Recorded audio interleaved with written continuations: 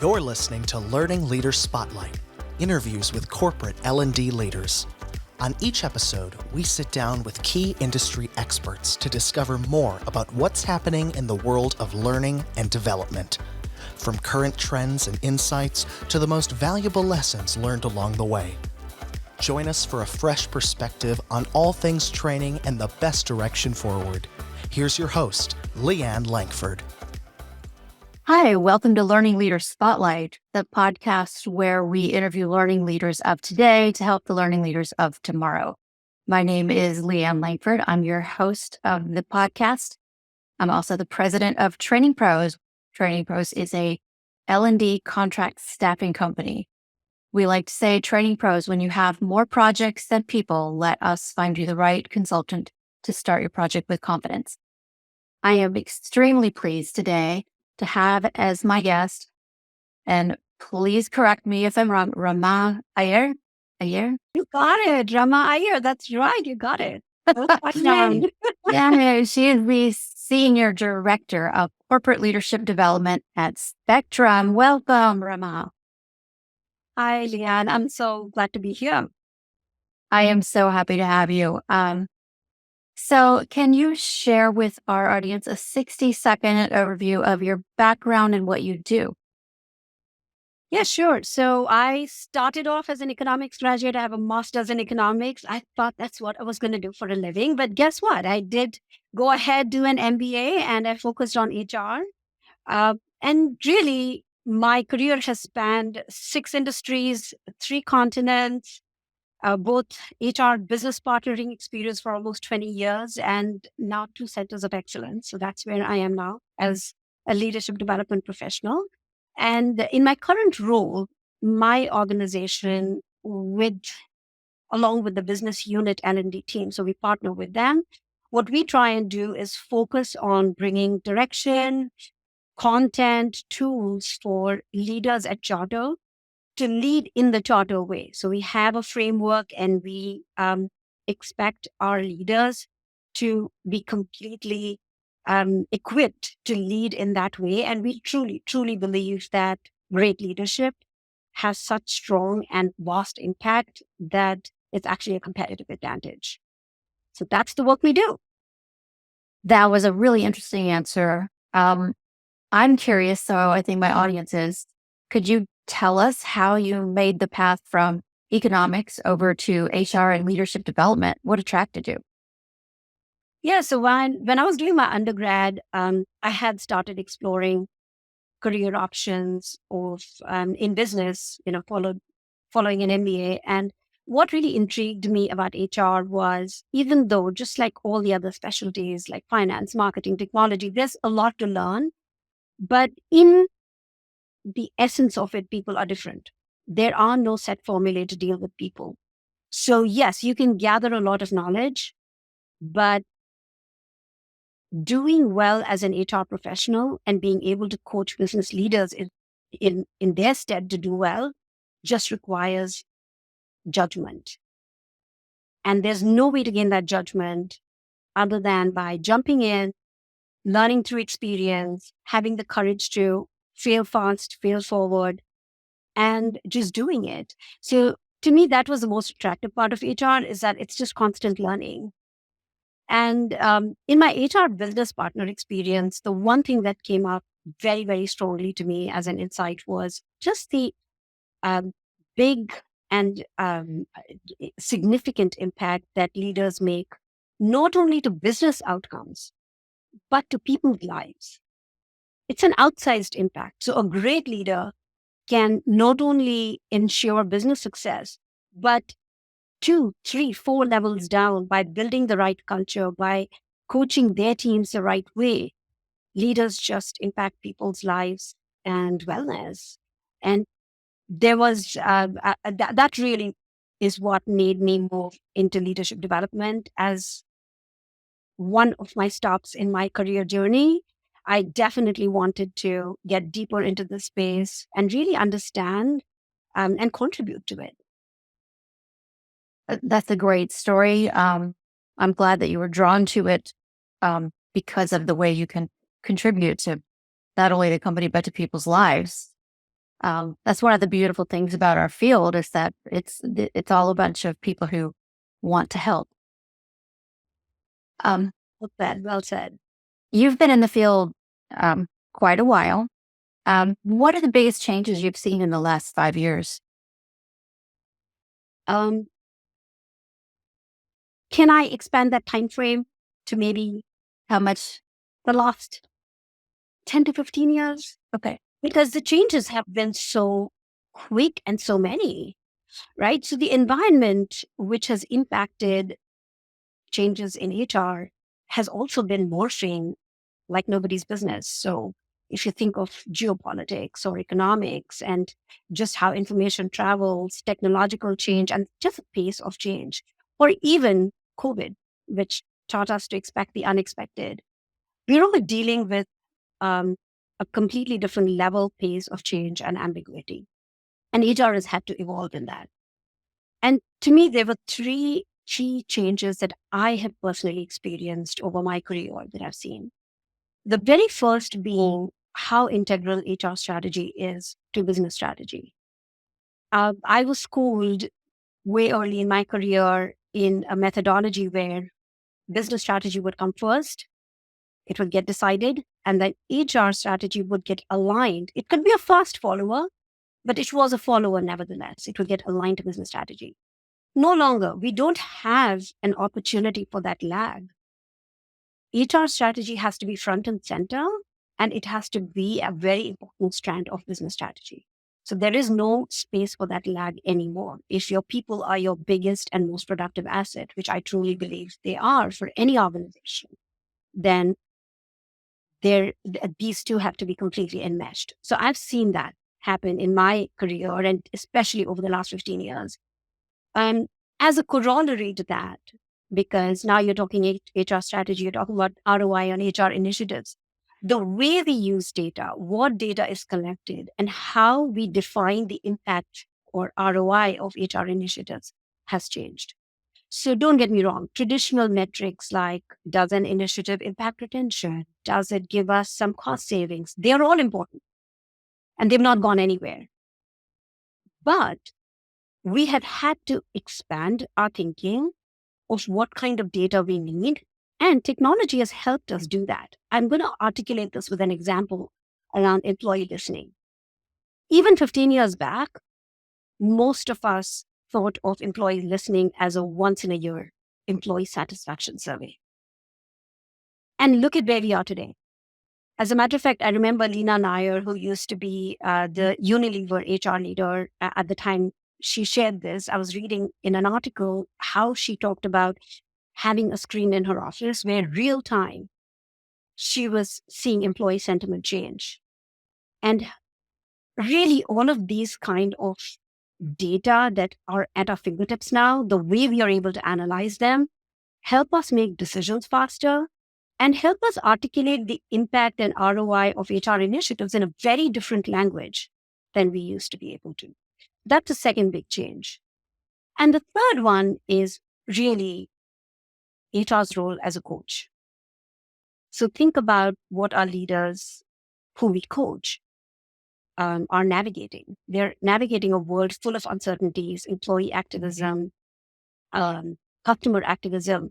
And it just takes a different level, depth, and sheer volume of coaching than what it took, I would say, a decade or so ago. And HR leaders have definitely stepped up to the challenge. And I think this is going to continue evolving. Those are some very insightful thoughts you had there about what's changed. So let's see what you think is going to be the future of HR and leadership development. Okay, let's go there. Well, like I said, some of these trends I think just are going to continue to deepen. One area that I think, or one skill set that I think HR leaders will need to very, very quickly develop if they don't already have it, which I think most of us do, because the last few years have taught us to expect the unexpected, is scenario planning. So traditionally we did workforce planning. We did all sorts of planning, but there was an expectation that we knew what was coming and we were planning for that environment or for that context. But COVID taught us one thing: expect the impossible or the rarely possible and be ready for it. And the only way to be ready for something like that is to have the ability and the agility to scenario plan very quickly. Have the ability and knowledge and the people around you who can help you forecast the impact of decisions. And that's a very, very key skill that I think all HR professionals will have to develop. Going back actually to what I started off, it's all about judgment. There are no set formulae, right? So it just sort of brings that back. The second big change, and you're going to have heard this ad nauseum, of course, is the impact of AI, but I have to mention it. I'm sure every speaker on your podcast has been talking about this, but here's my take on that. Yes, the impact of AI is going to be long lasting. It's going to be deep. The one perspective I'd like to share is, for most part, when we hear about points of view on how we are responding to the impact of AI, it seems to fall in two categories. Are you an early adopter or are you a follower? And follower has many nuances. Are you a fast follower, slow follower, risk taker, not a risk taker? Doesn't matter. But you're either an early adopter or you're a follower. I think the reality is more nuanced than that. I don't think HR leaders or leadership development professionals, because it's really truly impacting our space, can take one or the other of this binary choice. They have to get more nuanced and understand the impact of AI on the different aspects of their work. And they will then have to have the agility to say, I'm an early adopter here, but my team is going to be maybe a follower there. That takes not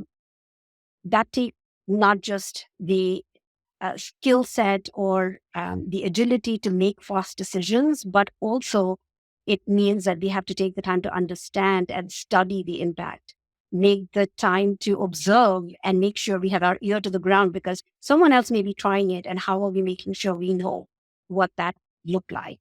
So, so that's the second one, I would say, the impact of AI.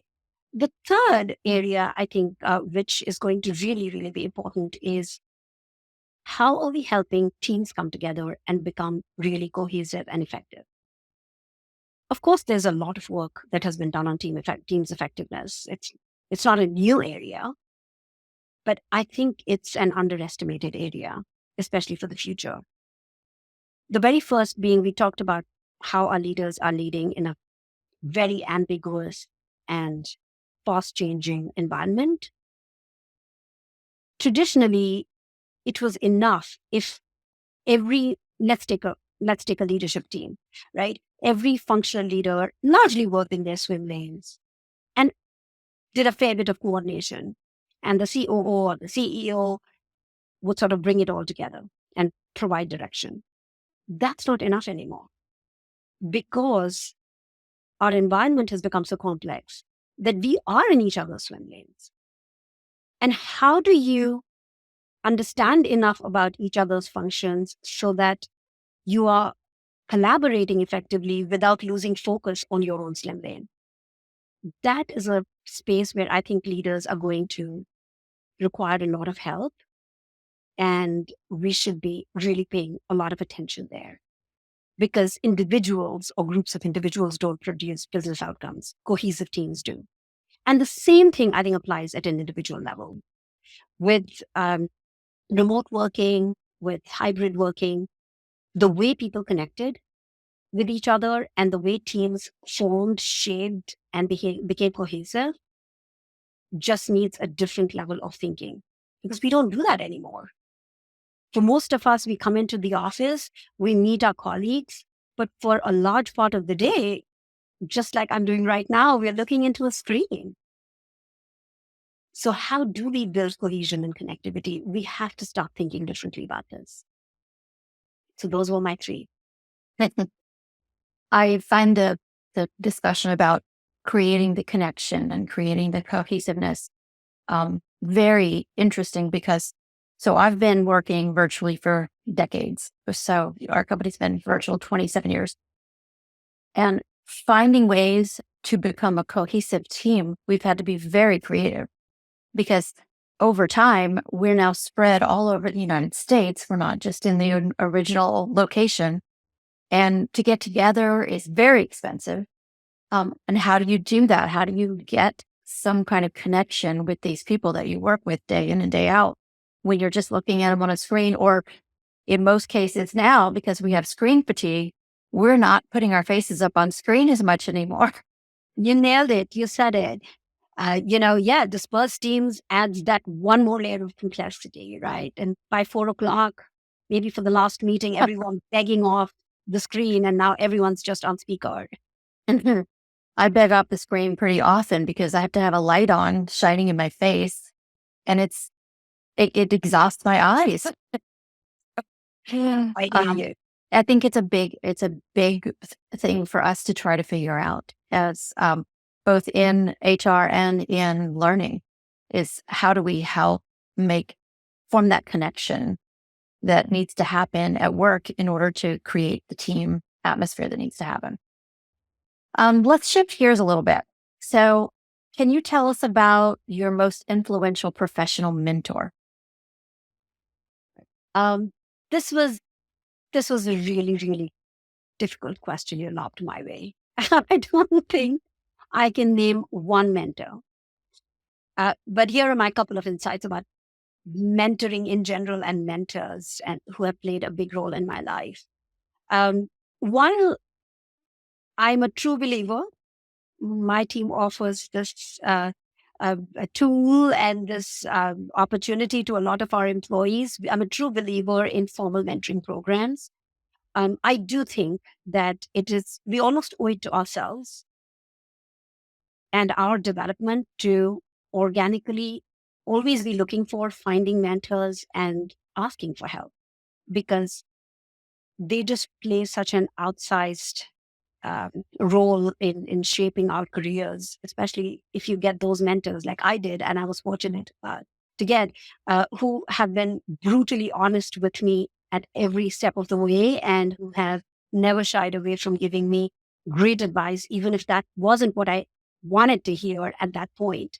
So that sort of transitions to my mentors. I've been very, very fortunate to have had multiple mentors, not just in my professional career, but even from my education and my personal life, who have helped me think differently. And the way they have done that is definitely by being very honest with me, giving me a lot of time, listening for what I was trying to do, but what was coming in the way, and pointing that out.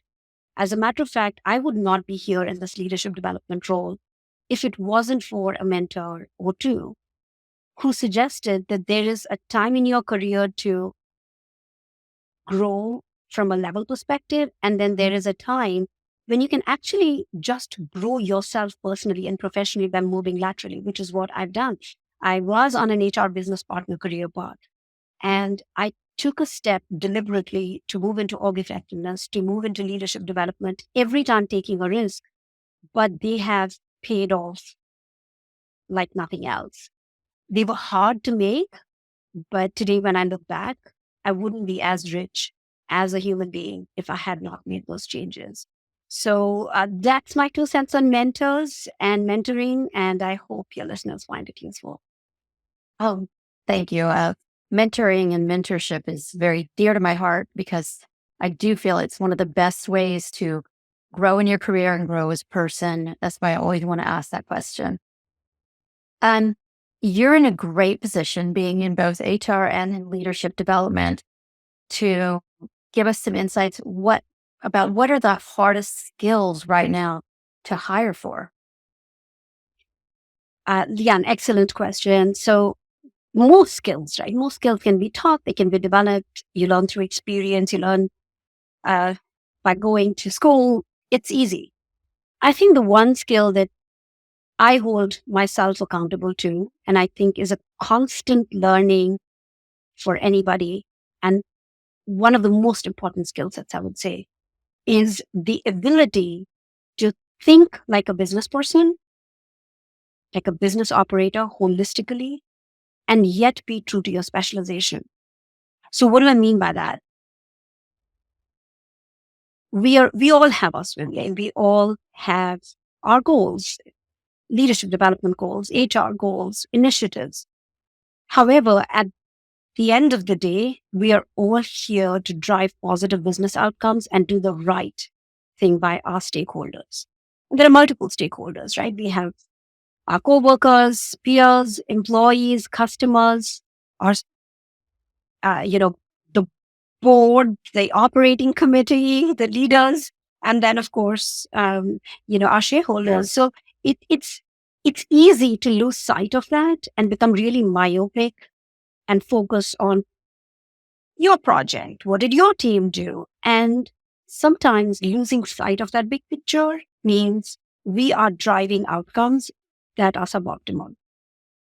So the skill set, if you want to call it that, or the ability to keep that big picture in mind, still hold your specialization front and center so that you're doing the best leadership development work or being the best HR professional that you can be, and having the humility and ability to walk away from work that you have done because it's not driving business outcomes anymore or the context has changed, I think is a really, really important skill set and mindset.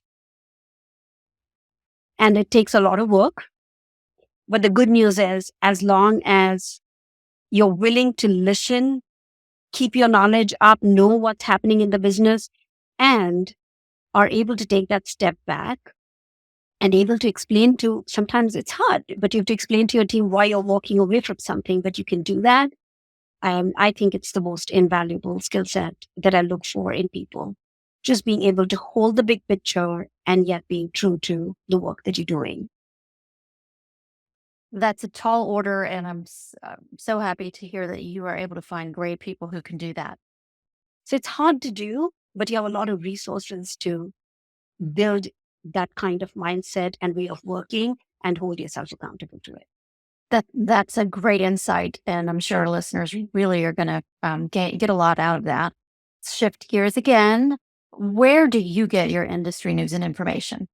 Probably figured out by now, I'm a very big context person. So everything for me sits within a context, and that context is important. So my choice of reading and news actually reflects that. I am very partial to newspapers and journals that do a lot of insightful, I would say, not just reporting, but they get into analysis. So I have patience to read that, but I that's what I'm looking for. I'm not asking for an opinion or a journal or a newspaper to tell me what I should think. I'm looking for that analysis so I can make up my own mind. So the two newspapers that I start my day with every single day are the Wall Street Journal and the New York Times. But here's my big shout out. No week is complete if I have not read The Economist. I aspire to, but never read it end to end. Having said that, if I have not gone through my favorite sections and at least finished 60 to 70% of The Economist, my week is incomplete. In addition to just the amazing analysis that The Economist offers, it has these special issues like the technology quarterly and so on, which are almost like tutorials. So I actually save them. I go back, and every time, and I've been in 6 industries now, every time I make an industry shift, I almost use The Economist as my teaching partner. There is just so much over there to learn about an industry and stay up to date in the context of everything that's happening, the geopolitics, the economics, the culture. Having said that, though, I do want to also give a shout out to I4CP, Institute for Corporate Productivity, which is my go-to for HR and leadership development, talent management, these topics. So we, as an organization, subscribe to I4CP. So I'm very, very fortunate that I get it for free. But I can tell you, I have really derived a lot of value from everything they have to offer, especially what they call next practices. So they're not just looking for best practices that are relevant to today, but they really help professionals think about what's coming next and how should we be changing our approach so that we're already thinking about that next practice. Those are some very good resources for our listeners. I love that you go back to your roots and read The Economist. It tells us that you still greatly value the education you got in your undergrad. And I have to tell you, economics was my favorite subject in my undergrad as well. Although I didn't major in it, I only took 5 classes. But it looks at everything. Yeah, I agree. I mean, it's just so multifaceted, right? Mhm. And then by the time you get to behavioral economics, you're getting into a completely different field almost. So yeah, I just don't get me started. I will not stop talking about economics. If I can go on and All right. Last question. What is one book that you would recommend for anyone wanting to move into HR or leadership development read? I actually have it right here in my office. So I thought I'd just pull up the copy. It's called The Leadership Pipeline. I have it right up there on my shelf. Oh, look at that by Charan Trotter and Noel. And look, I've had a couple of people tell me it was written for a different time when careers were linear and well charted out. And look, I'm not going to deny any of those challenges, but here's what makes a book like this, a seminal book like this, so important for me, that there are some insights which don't grow old. So the very first thing being that leadership is all about context. You don't lead the same way if you're a functional leader versus if you were a P&L leader. And that to me, when I first read this book, was a big aha. Yeah, leadership can look different. So there is no one size fits all. And it's something that you invest in over a period of time, both individually into yourself as well as organizationally. And a couple of things that really struck out for me were when they talk about the pipeline, it's a journey, both for the individual and the organization. So there is no way to suddenly build a robust leadership pipeline if you are investing in leadership development at an individual versus a group scale, or for 1 year or for 3 years. There is no magic wand and there is no magic formula. It has to be done over a period of time, and you have to invest at every different level of leadership, and you have to invest both at the individual level and at the team level and the organizational level. And it all takes effort and intention, but it pays off like nothing else. So I love that book, but again, we don't live in times of all of us being book readers. So I do want to give a shout out to a podcast. One of my go-to resources for leadership development is a podcast called Play to Potential. The host, Deepak Jayaraman, is fantastic, and he actually interviews people from all walks of life. Literally, the diversity of professions is just amazing. Globally, it is a very diverse group of people. And the central idea is, what do they think of potential and playing to potential, both personal and leadership? And by through his insightful questions and by having such a diverse set of leaders who he interviews, he really brings out many, many lessons in both personal growth and professional growth.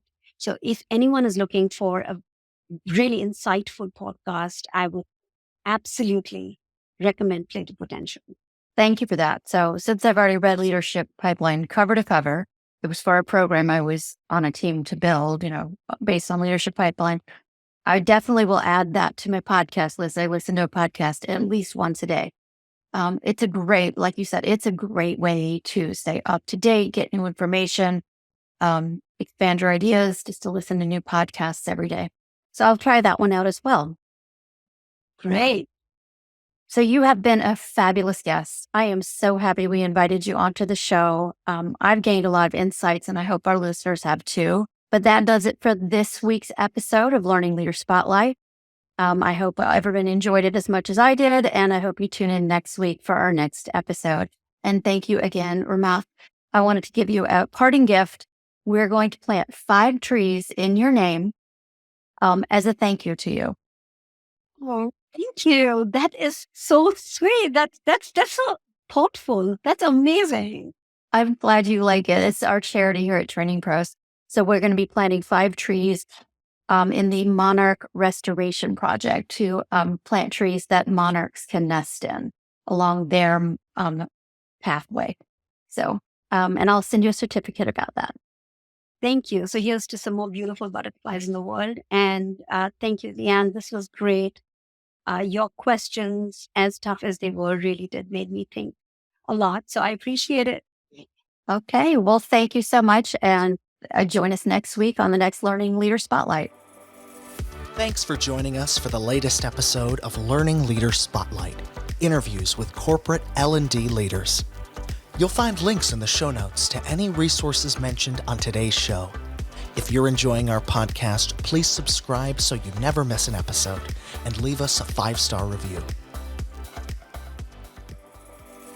This episode is brought to you by Training Pros, the award-winning contract staffing agency that works exclusively with learning and development professionals to match the right consultants to client projects.